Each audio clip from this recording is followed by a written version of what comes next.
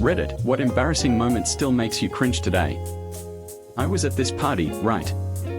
There's this girl I had a huge crush on, and I finally got the guts to chat her up. We are vibing, laughing, you know. Suddenly, I feel this huge sneeze coming on. And of course, to impress her, I tried to stifle it in a dramatic way. But instead of holding it in, my body had other plans.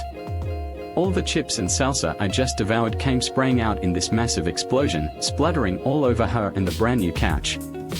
I just froze, mouth agape, as she wiped salsa off her hair and started giggling through her shock. The room was dead silent, then exploded with laughter. I backed away slowly, wishing I could just disappear.